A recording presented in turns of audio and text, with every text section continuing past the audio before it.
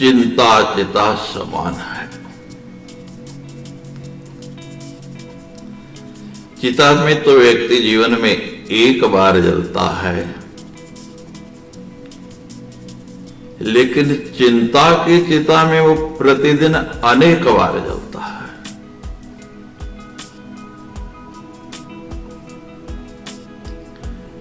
ये चिंता जिसको लग गई ऐसा रोग है, उसकी सुख शांति सब समाप्त कर देती।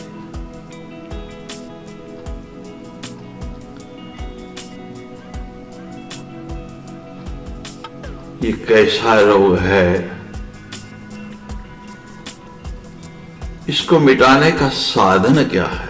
चिंता जल्दी से मिटती नहीं, और जिसको लग गई घुन की तरह उसको खा जाती है।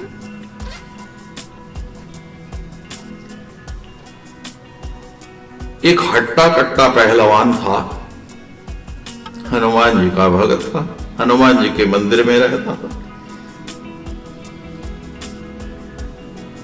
और एक नहीं अनेक मल्ल युद्ध, अनेक तरह की रेसलिंग उसने जीती, और दूर दूर तक उसकी ख्याति थी, बड़ा नाम था। पुराने जमाने की बात है, बहुत प्रसिद्धि हो गई। और महाराज उस नगर का राजा था, जब उसकी सवारी उस गांव से निकलती और राजा हाथी पर बैठकर निकलता, तो बलिष्ठ व्यक्ति हाथी की पूंछ पकड़ लेता और बलवान हाथी वो टस से मस नहीं हो पाता। लोग हंसते, राजा का मजाक उड़ता। गांव के लोग खूब उसको खिलाते पिलाते हट्टा कट्टा बना के रखा हुआ, क्योंकि उसके कारण ही उस गांव का नाम था। जब भी वो कोई कुश्ती जीतता, दंगल जीता, तो बात यही आती कि किस गांव का रहने वाला है, उस गांव का रहने वाला है, तो उस व्यक्ति के साथ उस गांव का नाम भी होता।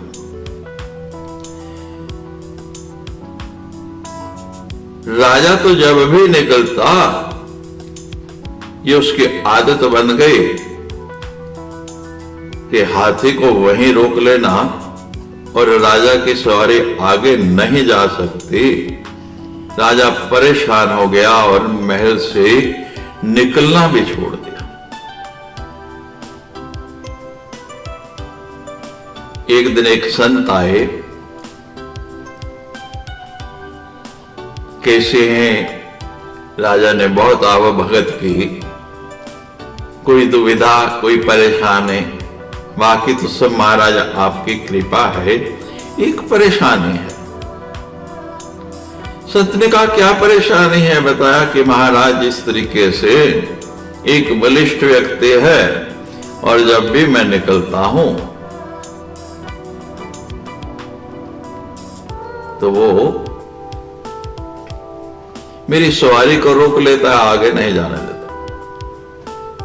संत ने कहा कोई नहीं, हम साधन करेंगे। गांव में गए, मिले उस व्यक्ति का, बहुत नाम, पास बिठाया, आशीर्वाद दिया। वहां तो कितना बलवान है, कितनी शक्ति है।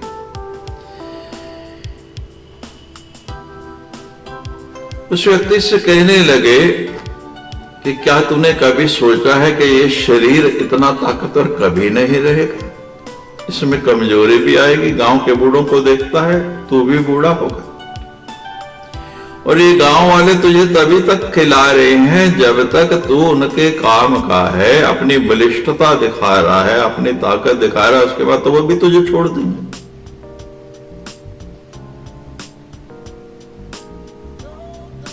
बात समझ में आई। कहते बताइए महाराज मैं क्या करूं? कहते कोई काम कर और राजा को ताना बंद कर दे। कहते महाराज मैं पढ़ा लिखा नहीं और कुछ मुझे आता नहीं, यहां मंदिर में पढ़ा रहता हूं, लोग देते हैं, दिन भर दंड बजता हूं, और सारा जीवन कुछ नहीं किया, तो अब क्या करूं? तो कहने लगे राजा मेरा परिचित है, मैं वहां तुझे काम लगवा दूंगा। वो कहे राजा के यहां पहले तो मुझे काम नहीं देगा, क्योंकि मैंने उसको बहुत सताया है, और दूसरे मुझे कोई काम आता भी नहीं। संत कहने लगे, वो राजा हमारा शिष्य है, तो चिंता मत कर, हम उसे समझा देंगे, वो सब बातें भूल जाएगा, और मैं काम भी ऐसा बता दूंगा जो कठिन नहीं है, तू कर भी लेगा, और उसका पारिश्रमिक भी तुझे राजा की तरफ से रोज मिलेगा, उससे तेरा खाना पीना सब गुजारा चलता रहेगा। महाराज ऐसा काम क्या है जो मैं कर सकता हूं, क्योंकि मुझे तो कुछ आता ही नहीं। संत ने कहा, तेरा काम इतना है कि रोज मंदिर में प्रातः काल जाके दिया जला देना है, रात को जाके। तेरा काम इतना है कि रोज रात को जाके मंदिर में दिया जला देना है और सुबह बुझा देना है। तुझे प्रतिदिन उसके बदले में 1 रुपया राजा की तरफ से मिल जाएगा। उस समय चांदी के रुपए होते थे और 1 रुपए से बहुत कुछ आ जाता था। सौदा तय हो गया और महाराज वो व्यक्ति इस काम में लग गया।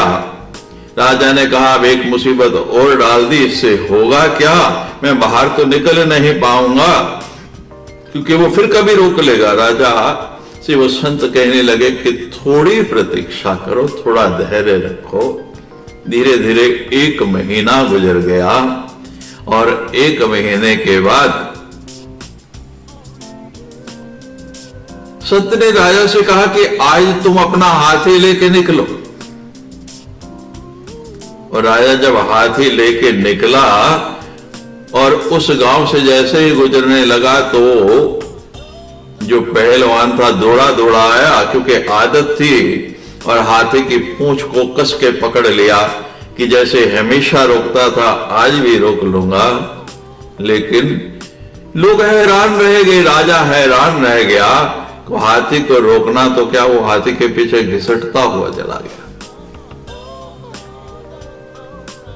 राजा की समझ में कुछ नहीं आया। संत से पूछा कि ये क्या हो गया।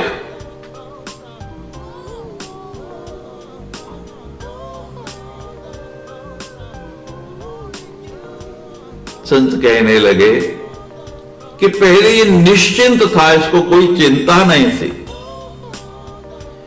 अब इसको चिंता है कि रोज रात को जाके दिया जलाना है और रोज सुबह जाके उसको बुझाना है। हमारे गुरुदेव कहा करते थे, चिंता सबको खा गई और चिंता सबकी भी। चिंता सबको खा गई और चिंता सबकी पीर।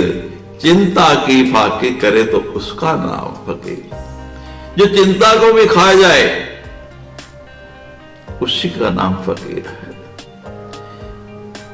चाह गई, चिंता गई और मनवा बेपरवाह। चाह गई, चिंता गई और मनवा बेपरवाह। जिसको कुछ नहीं चाहिए वो शाहन का शाह। चिंता करना छोड़ दो, सुखी रहना है तो चिंतन करो। चिंतन से चिंता समाप्त हो जाएगी। जितना समय चिंता में उस परेशानी को सोचने में लगाते हो, उतने समय भगवान का चिंतन करो। भगवान आपकी समस्या निश्चित रूप से दूर कर देंगे। और जब चिंता चली जाएगी तो आप स्वयं आनंद का अनुभव करें। इस चिंता में रोज मत जलो, चिंतन का अभ्यास बनाओ। जब भी चिंता आए, जो भी आपका इष्ट है, जिसके प्रति भी आपकी श्रद्धा है, जो भी आपको अच्छा लगता है, उसके चिंतन में, उसके सुमिरन में, उसकी आराधना में, उसके मनन में, उसके ध्यान में लग जाओ। आप देखेंगे कि चिंता स्वतः ही गायब हो जाएगी, समाप्त